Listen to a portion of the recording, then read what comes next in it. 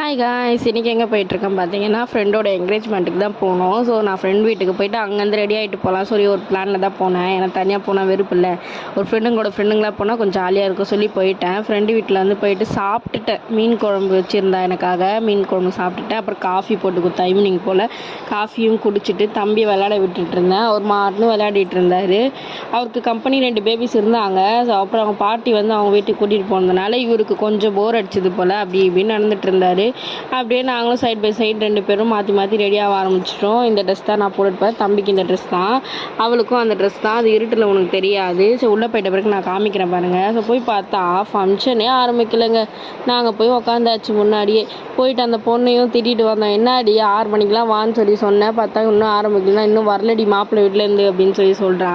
சரி என்ன பண்ணுறது, அட்ஜஸ்ட் பண்ணி உட்காந்தானே ஆகணும் சொல்லி எவ்வளோ நேரங்க. நாங்கள் போய் 6:30 மணிக்குள்ளே ரீச் ஆகிருப்போம். ஃபங்க்ஷன் ஸ்டார்ட் ஆனது 8:45 இன்னமும் தான் ஸ்டார்ட்டே ஆச்சு. ஆனால் டிஜே வந்து போட்டுட்டு இருந்தாங்க. அவ்வளோ வர்த்து இல்லை எனக்கு தெரிஞ்சு. டான்ஸ் ஆரம்பித்த பிறகு தான் டிஜே மாதிரி ஒரு ஃபீல் ஆச்சு.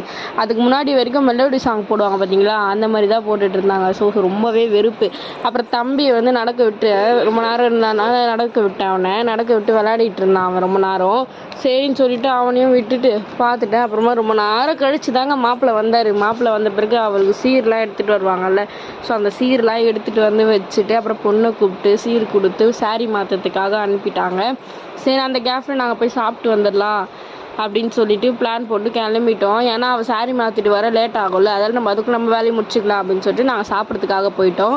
என்னென்ன சாப்பிட இருந்தது பார்த்தீங்கன்னா, சிக்கன் பிரியாணி, ஆனியன் ரைத்தா, கத்திரிக்காய் பச்சடி, பாயாசம், சிக்கன் 65 அதெல்லாம் தான் இருந்தது. சாப்பிட்டுட்டு அப்படியே ஐஸ்கிரீம் கொஞ்சம் கொடுத்தாங்க. அதை நான் சாப்பிடல, வாங்கிட்டு ஃப்ரெண்ட்ஸுக்கு கொடுத்துட்ட பிறகு அப்புறம் கீழே வந்து பார்த்தா அப்புறம் ஒரே வைபாக போயிட்டு இருந்தது. என் ஃப்ரெண்டு ஒரே டான்ஸ், நாங்கள் நினச்சே பார்க்கலங்க அவள் டான்ஸ்லாம் ஆடுவேன். எங்கள் எதிர்க்க இது வரைக்கும் ஒரு நாள் கூட ஆடுனது கிடையாது. ரொம்ப கூச்சப்படுற ஆள் அவள். எப்படி ஆடினான்றது என்னாலே இப்போ கூட ரியலைஸ் பண்ணவே முடியல. இந்த வீடியோ போடலாமான்றதை எனக்கே தெரியல. அவளே திட்டுவாளா என்னன்னு தெரில, ஆனால் நான் போடுறேன்.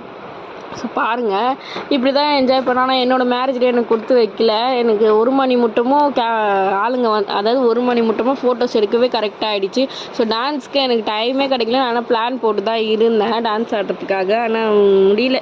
அது ஏதோ முடிஞ்சு போச்சு அந்த கதை. 2-3 வருஷம் கிட்ட ஆக போகுது. ஸோ அந்த கதையை விட்டுட்டு நெக்ஸ்ட் என்னங்க டான்ஸ் ஆடுறது அப்படியே நின்று வேடிக்கை பார்த்துட்டு ஆட்டோ புக் பண்ணிவிட்டு நானும் அவளும் கிளம்பிட்டு அவளை போய் வீட்டில் பிக் பண்ணிவிட்டு அப்புறமா எங்கள் ஹஸ்பண்டை நான் வர சொல்லிவிட்டு நானுமே அங்கேருந்து வீட்டுக்கு கிளம்பிட்டேங்க. வண்டியில் கிளம்பி வீட்டுக்கு வந்தால் செம்ம டயர்டு. என்ன பண்ணுறது, அப்படியே அந்த டயர்டாக போய் படுத்துடலாம் அப்படின்னு சொல்லிட்டு நானுமே போய் படுத்துட்டேங்க. ஓகே, இந்த வீடியோ முடிச்சுக்கிறேன். பா.